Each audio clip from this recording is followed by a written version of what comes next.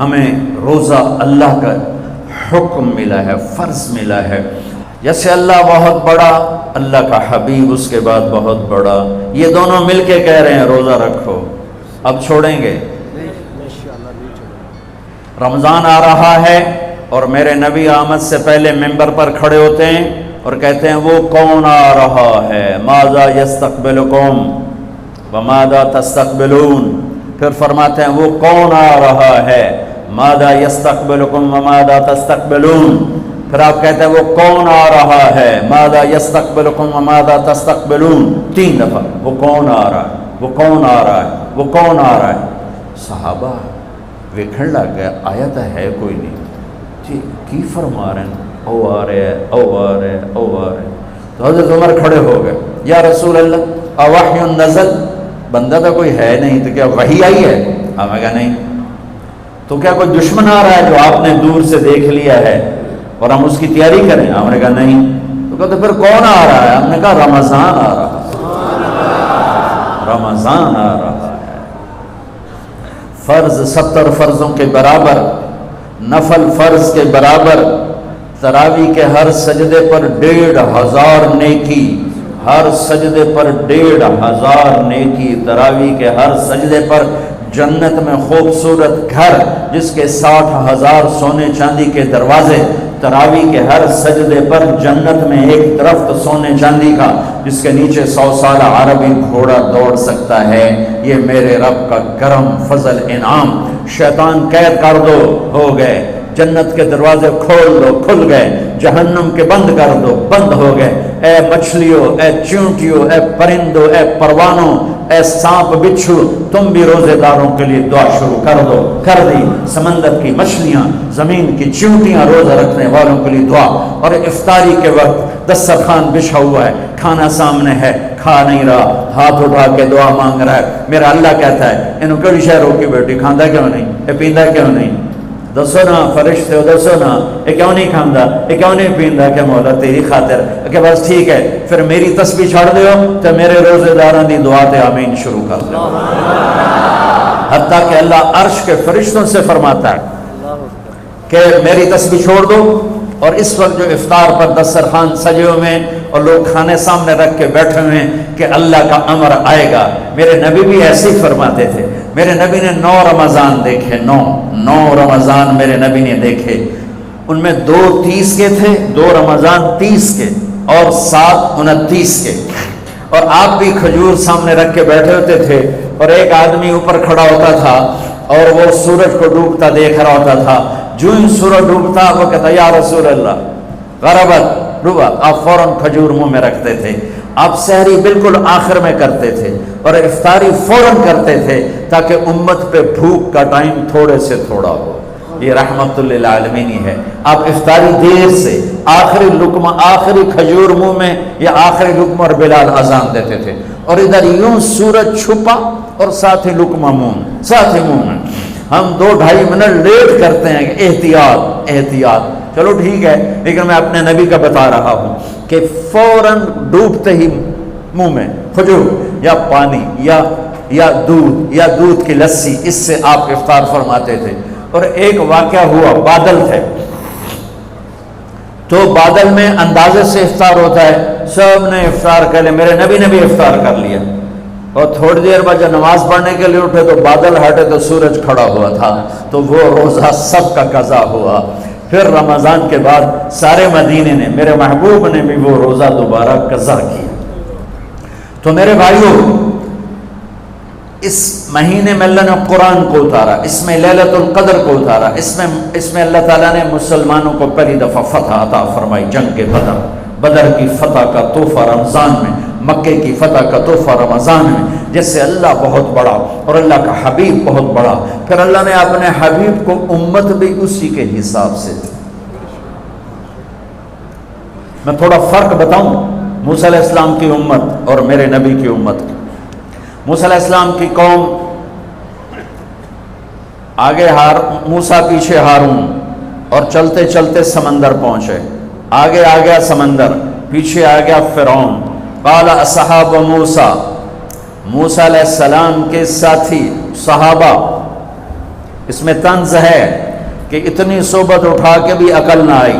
قال اصحاب موسیٰ، بنو اسرائیل نہیں کہا، اصحاب موسیٰ کہا، کہ ان کے لیے اس میں لان تان ہے کہ اتنی صحبت کے بعد بھی تمہارا ایمان یقین نہ بنا. کہنے لگے انا لمدرکون، موسیٰ تو نے ہمیں مروا دیا، پکڑوا دیا، اب آگے سمندر ہے، پیچھے فرعون ہے، ان کتنے جاویے. ان کو نہ موسیٰ علیہ السلام کا فکر ہوا اور نہ ہارون علیہ السلام، انہیں اپنی پڑ گئے. تو موسیٰ علیہ السلام نے کہا کلا. کلا کا ترجمہ جو بھی ہے وہ صحیح ہے، ہرگز نہیں، پر میں اس کا ترجمہ نہیں، اس کی مراد یہ بیان کرتا ہوں کہ موسیٰ علیہ السلام نے کہا تسی ہو تو لتراں دے لے، یا تو انہوں فرعون دا لتر پوے، یا تو انہوں سمندر دی موج پوے، لیکن ان معی ربی، میرا رب میرے ساتھ ہے، وہ مجھے راستہ دے گا، میری طفیل تمہیں بھی دے گا. 40 سال کی صحبت کے بعد اور اتنے بڑے بڑے معجزے دیکھنے کے بعد کہنے کہ تو نے مروا دیا. یہ تصویر ہے موسیٰ علیہ السلام کی قوم کی. اب میں تصویر پیش کرتا ہوں اپنے نبی کی امت کی. 27 صفر کی رات ہے، جمعہ کی رات ہے، آج ہجرت کی پہلی رات ہے. میرے نبی اور صدیق دونوں ہجرت کے لیے نکل رہے ہیں. میرے نبی پنجوں کے بل چل رہے ہیں تاکہ پاؤں کا نشان کھوجی پہچان نہ لے. ابو بکر کبھی آپ کے آگے چلتے ہیں، کبھی پیچھے چلتے ہیں. موسیٰ علیہ السلام کی قوم نے کہا تو نے مروا دیا، اب کیا کریں.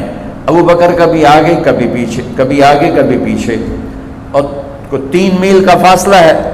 آپ نے کہا ابو بکر کیا کرتے ہو، کبھی آگے کبھی پیچھے، کبھی میرے آگے ہو جاتے ہو، کبھی میرے پیچھے ہو جاتے ہو. کہ یا رسول اللہ اخاف الرصد فامشی امامک اخاف الطلب فامشی خلفک. یا رسول اللہ، واہ واہ واہ واہ، جب مجھے یہ خیال آتا ہے کہ آگے کوئی دشمن چھپا ہوا حملہ نہ کر دے تو میں آگے ہو جاتا ہوں کہ میرے اوپر وار پڑے، آپ پہ نہ پڑے. اور جب مجھے خیال آتا ہے پیچھے سے کوئی حملہ نہ کر دے تو پھر میں پیچھے ہو جاتا ہوں کہ میرے اوپر وار پڑے، آپ پہ نہ پڑے.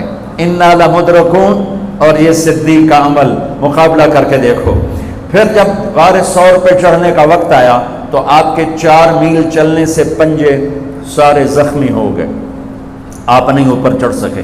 ابو بکر نے آپ کو کمر پہ بٹھایا اور پورا پہاڑ اوپر لے کر گیا، پورا پہاڑ. غار کے دروازے پر جا کر آپ کو باہر کھڑا کر دیا. رسول اندر نہیں آئیں گے. آپ اندر گئے، اندھیرا تھا، ٹٹول کے سارے غار کے سوراخ پتھروں سے بند کیے، سوراخ باقی رہ گئے.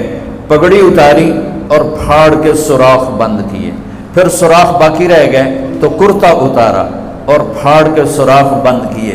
سارے سوراخ بند کر کے ایک باقی تھا جس میں سانپ تھا، اس میں اپنی ایڑی ڈال دی. یہ جو سانپ ڈس رہا تھا، اس میں علماء نے ایک بات عجب فرمائی ہے کہ وہ اپنے سانپ ہونے کی فطرت سے نہیں ڈس رہا تھا، وہ احتجاج کر رہا تھا ایڑی ہٹا، میں بھی دربار نبوت کا دیدار کرنا چاہتا ہوں. وہ سانپ اس لیے زور لگا رہا تھا کہ مجھے بھی تو دیکھنے دے صدیق، تو ہمیشہ دیکھتا، آج مجھے دیکھنے دے، آج میرے بھاگ جاگ اٹھ. یہ علماء نے یہ بات لکھی ہے، میں اپنی طرف سے نہیں کہہ رہا ہوں. جب سارے سوراخ بند اور سام والے سوراخ پہ ایڑی، یا رسول اللہ آئیے. آپ اندر آ گئے. اندھیرا گھپ ہے، کچھ پتہ نہیں چلا.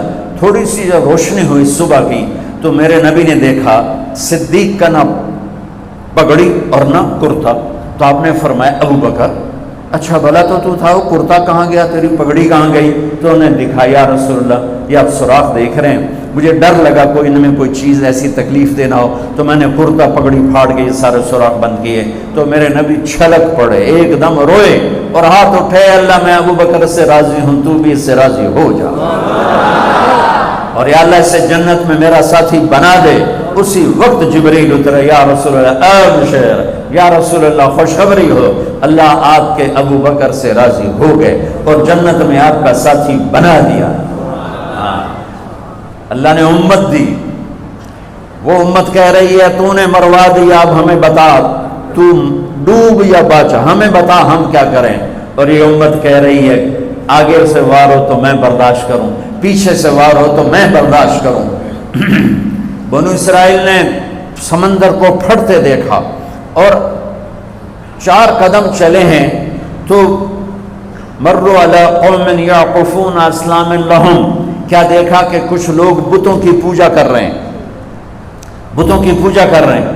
تو 40 سال کی صحبت اور فرعون کا ڈوبنا، سمندر کا پھٹنا دیکھنے کے بعد کہنے کہ موسیٰ اجعل لنا الہا کما لہم آلہہ، موسیٰ ہمیں بھی ایک خدا ایسا لے کے دو جیسے ان کا پتھر کا خدا کا پھٹے منہ توڑا، اور تم اتنے معجزے دیکھ کر بھی تم پتھر کے بت مانگتے ہو، انکم قوم تجہلون۔ یہ بنی اسرائیل کی مثال قرآن دے رہا ہے۔ میں اپنے نبی کی امت بتاتا ہوں، 2 نبی ہیں، ایک آگے ایک بھی، موسیٰ آگے ہارون پیچھے۔ اب مثال دے رہا ہوں کہ 2 نبیوں کی صحبت میں، اور تھوڑی سی قوم ہے، تھوڑی سی قوم ہے، 6 لاکھ مبالغے کا عدد ہے، تھوڑے تھے، 6 لاکھ نہیں تھے، کم تھے،